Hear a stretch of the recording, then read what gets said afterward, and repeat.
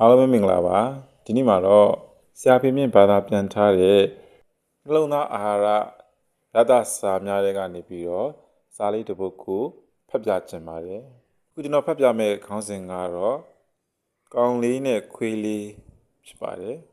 ကောင်းလေးနဲ့ခွေးလေးစတိုးဆိုင်ပိုင်ရှင်ကစိုင်တကားဝမှာစိုင်းမုတ်အတစ်တစ်ခုထပ်ချစ်သည်ခွေးပေါက်ကလေးများရောင်းရန်ရှိသည်တဲ့ဒီကြော်ညာမျိုးကိုကလေးတွေအလွန်စိတ်ဝင်စားသည်သူတို့ကခွေးချစ်တဲ့သူများမဟုတ်ပါလားခဏအကြာမှပင်ကလေးတယောက်ဆိုင်ဘဝသို့ရောက်လာသည်ခွေးလေးတစ်ကောင်ဘလောက်ရောင်းတယ်လဲခင်ဗျာသူကမေးသည်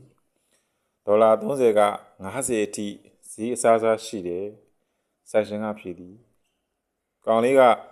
သူ့အိတ်ထဲမှာရှိသည့်ပိုက်ဆံအကြွေကိုနှိုက်ထုတ်သည်ကျွန်တော်မှာ$2နဲ့39 cent ရှိပါတယ်ခွေးလေးတွေကျွန်တော်ကြည့်လို့ရမလားခင်ဗျာဆိုင်ရှင်ကပြုံးသည်ထို့နောက်ခွေးအိမ်ထဲမှာရှိနေသည့်ခွေးမကြီးကိုလေချွန်ပြီးခေါ်လိုက်သည်ခွေးမကြီးဆိုင်ခန်းထဲပြေးဝင်လာတော့သူ့နောက်ကခွေးပေါက်ကလေး9ကောင်တန်းစီ၍လိုက်ပါလာသည်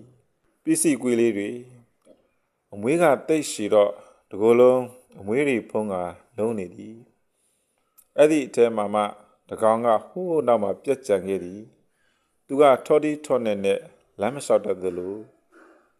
ကောင်လေးကဒီဟာလေးမြင်တော့ချက်ချင်းစိတ်ဝင်စားသွားသည်ဒီခွေးလေးကဘာဖြစ်တာလဲယင်ခွေးလေးမှာမွေးကလေးကတင်မစုံအယုခွက်ပါမလားတဖြင့်တသက်လုံးခြေထော့နဲ့ဖြစ်နေမျိုးတိရစ္ဆာန်စီကူဆရာဝန်ကပြောဆိုသည့်အကြောင်းဆိုင်ရှင်ကရှင်းပြသည်ကောင်လေးပိုပြီးစိတ်ဝင်စားသွားသည်ဒီခွေးလေးကျွန်တော်ဝယ်ခြင်းနဲ့ဗျာသူကဆိုသည်ဟာမွယ်ပါနဲ့ကွာမင်းတကယ်လို့ချင်းငါပေးပါမယ်ဒီစကားကြတော့ကောင်းလေးမျက်နှာပြတ်သွားသည်သူမကျေနပ်သည့်အမူအရာမျိုးနဲ့ဆိုင်ရှင်ကြီးကိုမော့ကြည့်ပြီးပြန်ပြောသည်လကားပေးတာကျွန်တော်မလိုချင်ဘူးခင်ဗျဒီခွေးလေးလဲကျန်တဲ့ခွေးလေးတွေနဲ့ဓာတ်တူတန်မိုးရှိတာပဲတပြားသားမှမလျှော့ပါဘူးကျွန်တော်တန်မိုးအပြည့်ပဲပြီးမယ်ဒါပေမဲ့ကျွန်တော်မှာလောလောဆယ်$2နဲ့39 cent ပဲပါတယ်အဲ့ဒါအခုယူထားပါနောက်ကိုတစ်လဆင့်50စီကြေတဲ့အထိကျွန်တော်ဆက်ပေးပါမယ်သို့တော်စတိုးဆိုင်ပိုင်ရှင်ကအရှော့မပေးငွေပါနဲ့ကလေးကနောက်ကြတော့မင်းစိတ်ပြတ်သွားလိမ့်မယ်ဒီခွေးလေးကပြေးနိုင်လွှားနိုင်မှာမဟုတ်ဘူး